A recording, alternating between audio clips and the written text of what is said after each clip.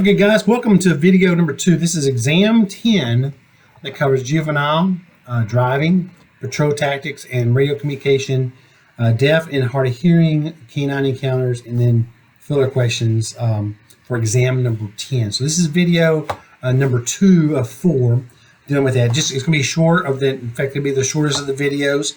This is dealing with professional police driving, which is something you most likely covered during your lecture day here in class, hopefully, and then practice some of this stuff out there on the track. I've got a lot of video from you guys and some photographs from being out there. There's nothing like getting in a patrol car and driving and pursuing somebody, but most wrecks, believe it or not, happen in day-to-day, general, normal conditions, which leads me to the first question here. Which of the following factors is the number one cause for law enforcement collisions? Is it peer pressure? Is it issues with traction? Is it the vehicle's capability? Or is it dealing with backing?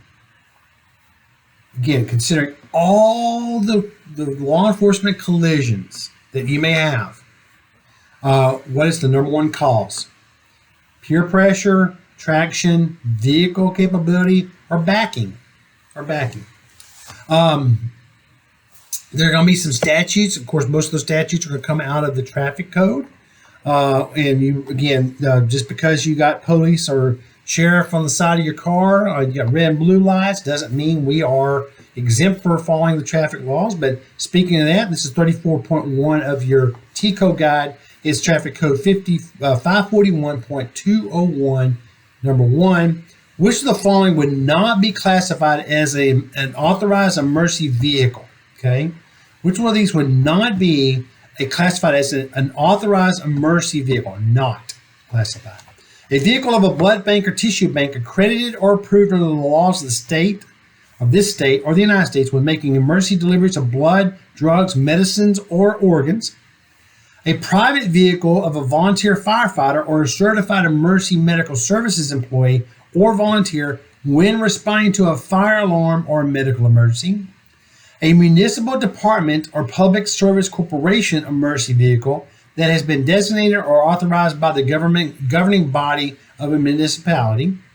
A fire department or police vehicle, or an RN, a registered nurse with all certified medical credentials operating a personal vehicle on their way home.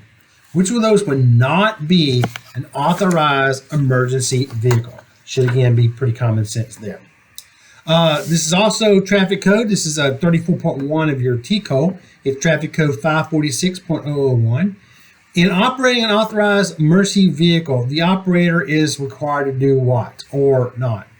And this is a tricky question, and I don't like the way the answer is, but it will become very clear here. May not exceed a maximum speed limit unless authorized to do so by city or state ordinance. May exceed a maximum speed limit unless limited by ordinance as long as the operator does not endanger life or property. C, may disregard a regulation governing the movement or turning a specified direction. Or A, all the above except A. In other words, B and C. So again, 546.001 of the traffic code. This comes from your instruction from your very good driving instructors there, Chris and his team. This is 34.7 of your T code. Which the following was not specifically listed as a basic objective of pre-shift vehicle safety inspection. Okay, which was not specifically listed as a basic objective of your pre-shift vehicle safety inspection. In order to prevent collisions due to faulty equipment, to make sure your car doesn't have any faulty equipment before you get in the vehicle and drive away, to maintain operational efficiency of the vehicle, to provide a sense of confidence in the vehicle, or to assure that the vehicle is free of trash and debris. While we may think that trash and debris is important, that's not really a basic objective of our pre-shift safety inspection. Okay, 34.12 of the T code guide, which the following was not listed as a factor contributing to traffic collisions. overcompetence, self-absorption, indignation, or preoccupation. Which of the following was listed as a factor contributing to traffic collisions? Preoccupation. Think about what that word means. You're preoccupied. You're staring off into space. You're fiddling with your radio. You're staring at your box. You are texting, for goodness sakes, hopefully not. Doing everything else but focusing on driving. Preoccupation. Which of the following was listed as a factor contributing to traffic collisions? 34.15 of your T code. Which of the following was specifically listed among the most frequent factors contributing to collisions, law enforcement collisions? Unsafe speed for conditions, right-of-way violations, parking, or all of those? Yeah, I think they were all listed as frequent factors. Unsafe speed, absolutely. Right-of-way violations, I will tell you that, if you grew up in a town that didn't have any one-way streets, or you don't pay attention to who has control of an intersection, like through a two-way stop when you got through traffic, or you pulling out of a parking lot, or whatever it may be, those right-of-way violations, big problem. And even parking. Parking is an issue. And I don't know what the deal is, but people more and more like to back into parking spots. I say I don't do it, but I did it this morning at a funeral because I needed to be able to get out from the funeral rather quickly. So I backed into there, but I don't like people who back into parking spaces. Fatigue. Driver's fatigue. This is 34.14 of the T code guide. Fatigue poses a threat to safe driving because of what? Does it make the driver distracted? Causes the driver to drive at a faster speed? Causes the driver to display indiscernible head motions? Or causes longer perception time? Okay, causes longer perception time. Think about it. When you are tired, your reaction time and your awareness of what's going on around you is impacted there. So think about that. Fatigue causes, basically because fatigue causes longer perception time, or really kind of more of a lack of being able to perceive your surroundings quickly. 34.19 of the T code. Speed affects turning because of what? Turning radius increases as speeds increase and decreases as speeds are reduced. Traction limits may be exceeded as speed increases. Weight transfer increases as speed increases, or all of those above. All above. Speed affects turning because of what? Is it one of those? Is it all of those? Again, turning radius increases as speed increases.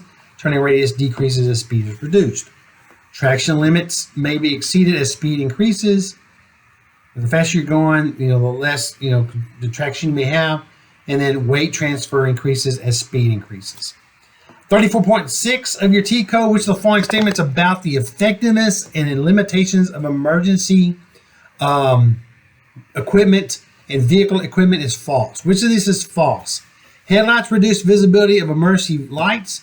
As speed of the vehicle increases, effectiveness of audible warning devices decreases. Audible devices are more effective in heavy traffic.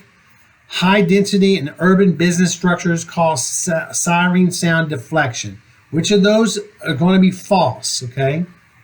Audible devices are more effective in heavy traffic. 34.2 of your T code. This is the traffic code again. This is 546.04. It's C1A.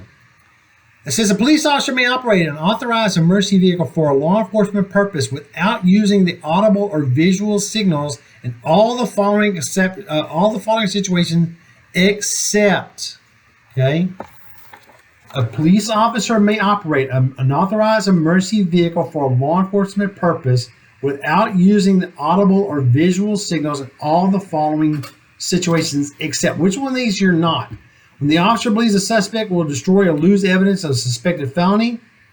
When the officer believes it will end a suspected continuing felony before the officer has sustained sufficient evidence to establish grounds for arrest.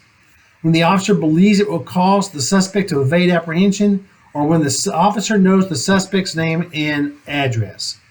Okay, that should be pretty easy there. 34.1 of your T code, it's traffic code 546.002B.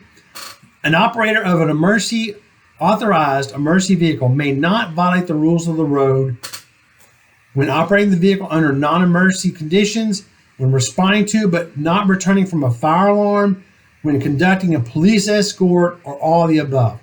An operator of an authorized emergency vehicle may not violate the rules of the road when what? When operating the vehicle under non-emergency conditions. 34.5, issues that are usually addressed by a law enforcement agency pursuit policy is what? Issues that are usually addressed by a law enforcement agency pursuit policy is what? The location of the emergency lights are installed, the location of the siren speaker, where it's installed, or the actual pursuit policies, or all the above. No one's going to care. Usually we know where emergency lights are going to be at, on the top, sometimes in the dash, sometimes in the grill, sometimes all over the vehicle. The more the better, I think. The location of the siren speaker, where it's at, that's not usually addressed in the pursuit policy. Again, pursuit policy. When you read these questions, again, read the question, read it twice, read it 3 times before you even go, so you understand what the question is saying. Issues that are usually addressed by law enforcement agencies' pursuit policy is going to be pursuit procedures. Okay. 34.10 of the TCO course guide. Which of the following is not listed as a proper steering technique? Okay. Evasive steering, counter steering, shuffle steering, or as my wife does, crossover steering. Which one is not listed as a proper steering technique? I know shuffle steering is stress, counter steering, and evasive steering. But again, crossover steering. 34.11 of the T code guide. The components of defensive driving include which of the following? Driver attitude, vehicle capability, driver skill, all of the above, or none of the above. Driver attitude, vehicle capability, driver skill. Be familiar with, and I know I am going to mispronounce this. It's the circadian rhythm. Be familiar with the circadian rhythm. It means a cycle that tells our bodies when to sleep as well when to wake, eat, which regulates many physiological processes. Cardiac rhythm, numerology, parasympathetic rhythm, or circadian rhythm. Be familiar with that. Having survived a wreck going 90 miles an hour and walking away with just a broken middle finger and some singed hair, I will tell you that there's a lot of advantages to wearing a seat belt while operating a vehicle, besides the fact that it's required by law. Back when I had my wreck, it was actually not required. But 34.16 of your TCO guide says an advantage of wearing a seat belt while operating a vehicle includes all the following. Better vehicle control. It's required by law, even in an emergency vehicle. It is easily removed in the case of foot pursuit, or both A and C. Again, read that question real carefully. An advantage of wearing a seat belt while operating a vehicle includes all the following except. So does it help you control the vehicle better? Yes. Especially now, back in the days when you had bench seats. Now you got more console.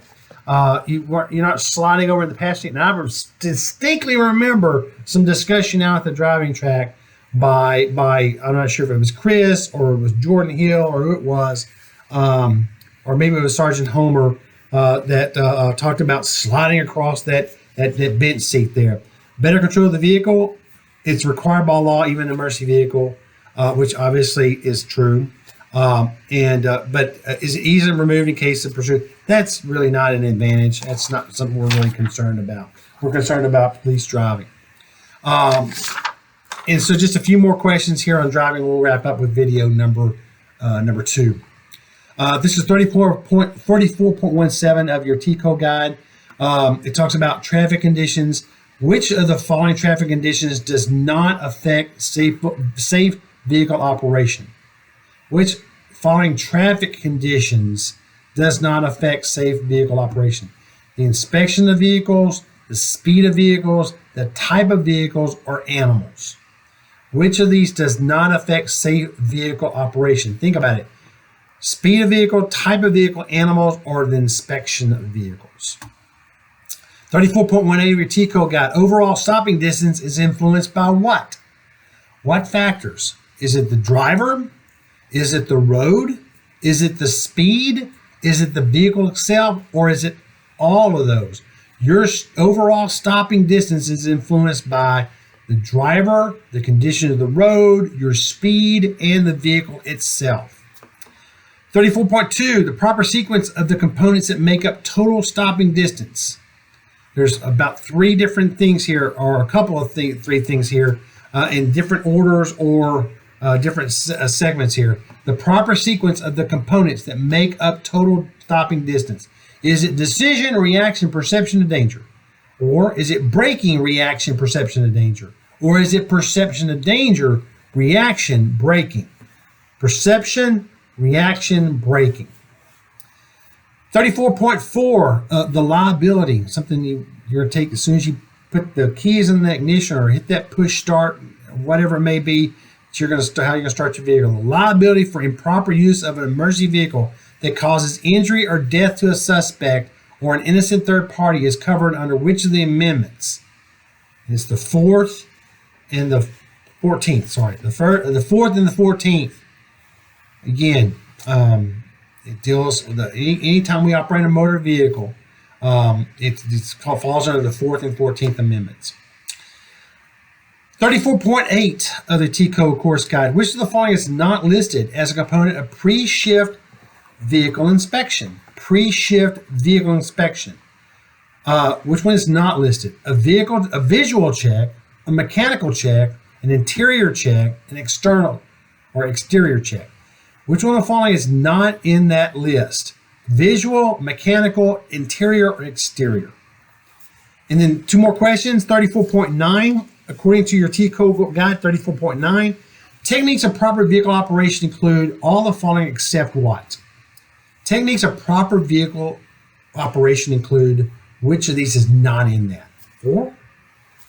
Seat adjustment, mirror adjustment, foot placement. Okay? Seat adjustment, mirror adjustment, foot placement, or actually, are all of those actually techniques for proper vehicle operation? I know that my wife, who's a little bit shorter than me, when I drive her personal car, I have to adjust the seat, I have to adjust the mirror, and where my foot is at is important. So take aware of that. And then the last question for your police driving is 34.3 of your T-Code. It is out of the traffic code 542.002. A provision of chapter 543, subchapter A, applicable to an operator of a vehicle, applies to the operator of a vehicle owned or operated by the United States, this state, or a political subdivision of this state, except as specifically provided otherwise by the subtitle for what? Commercial vehicles, in-transit vehicles, non-commercial vehicles, or what we've been talking about in this section here, authorized emergency vehicles.